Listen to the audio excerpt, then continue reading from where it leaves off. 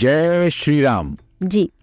ये जो एक नया नारा, कई लोगों को ये लगता है कि ये सनातनी नहीं है, कट्टरवादी नारा है। लोग कट्टरवादी बना देते हैं। सनातनी होकर के भी हमें पूजा पाठ, हमें भगवान का नाम या सत्संग ये सब करने में शर्म आती है, या फिर ये बताने में भी शर्म आती है कि हम सनातनी हैं। हम क्यों चंदन लगाएं, हम क्यों अच्छा मंदिर जाएंगे तो मेरा फ्रेंड सर्कल क्या बोलेगा, मेरे दोस्त क्या बोलेंगे।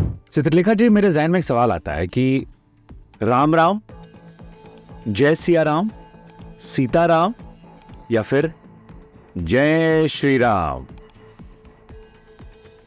क्या ये सब एक है या एक होकर भी अलग अलग भाव हैं और अलग अलग तरीके से इनकी भावनाएं हैं? देखिए, हाथी तो एक ही है, पर आँख पर पट्टी बांध करके छुओगे तो किसी को उसका पाँव खंबे बराबर नजर आएगा, किसी को उसकी सूंड नजर आएगी। राम तो राम है, राम हम सबके आराध्य है, हमारी पहचान है। और वही जब एक शक्ति के साथ जुड़ जाते हैं तो वो सिया राम बन जाते हैं। लेकिन आप किस दृष्टि से राम को देख रहे हो? एकम सद सप्रा बहुधा वदंती, मतलब सत्य एक ही होता है, लेकिन आप किस एंगल से उसको देखते हो उस पर डिपेंड करता है। जय श्री राम जी।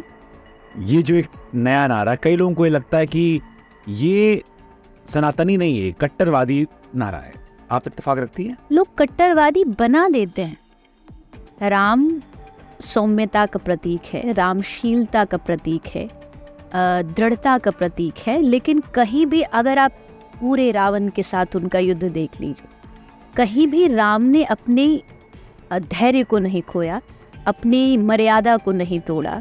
अगर कोई आज उनके नाम से मर्यादा भंग को ये कहता है कि मैं जय श्री राम का नारा इसलिए लगा रहा हूँ ताकि मैं अहिंसा को बढ़ावा दे सकूं, वो गलत है। नहीं, ये सामने वाले कहते हैं।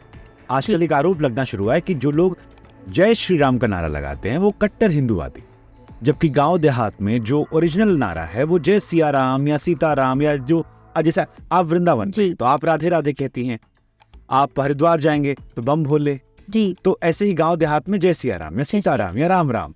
वो कहते हैं कि जो ये जय श्री राम आया है ये थोड़ा सा वो कट्टर हिंदू वाला, जो हिंदुओं को जगाने आए हैं।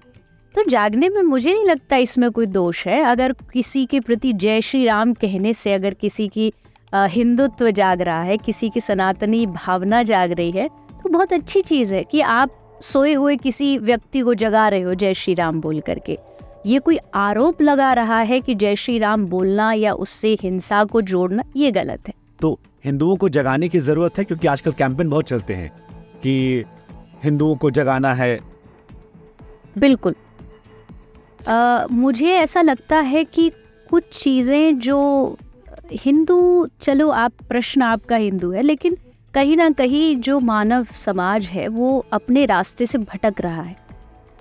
सनातनी होकर के भी हमें पूजा पाठ, हमें भगवान का नाम या सत्संग ये सब करने में शर्म आती है, या फिर ये बताने में भी शर्म आती है कि हम सनातनी हैं। तो अगर ये आप कर रहे हो तो इसका मतलब कहीं ना कहीं आप सोए हुए हो।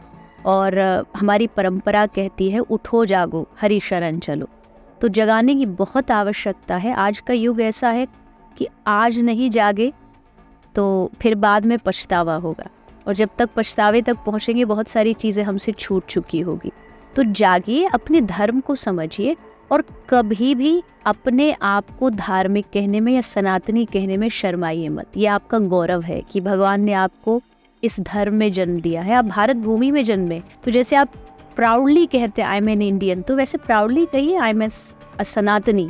तो उसमें कभी भी संकोच नहीं, और जागना बहुत जरूरी, जागना जरूरी है। मेरे जहन में फिर एक सवाल और आता है, जैसे हम क्रिश्चियंस को देखते हैं, या हम सिख कम्युनिटी को देखते हैं, या हम मुस्लिम कम्युनिटी को देखते हैं, वो अपनी रिलीजियस प्रैक्टिस बहुत ही प्राउडली करते हैं और खुलकर करते हैं। हाँ जी। आपकी बात से मुझे लगा कि शायद आपने भी एहसास किया कि हमारे यहाँ शायद कई लोग ऐसे हैं जो शर्माते हैं, संकोच करते हैं। आपको लगता है ऐसा? आप तो तमाम जगह कथा करती हैं।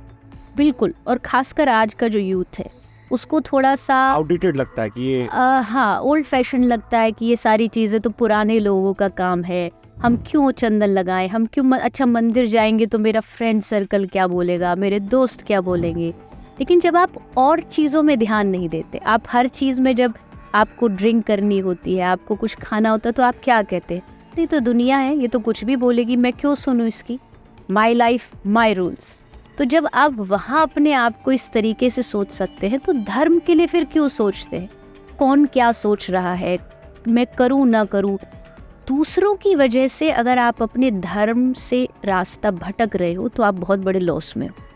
आपको अपने आप को इतना मजबूत करना चाहिए कि सामने वाला आपसे क्वेश्चन भी करे तो आप हक से उसका आंसर दे सको। आपको पता हो, हमारे धर्म का लॉजिक पता हो, क्यों मंदिर जा रहे हैं, क्यों क्या कर रहे हैं, ये सब लॉजिक आपको पता होना चाहिए।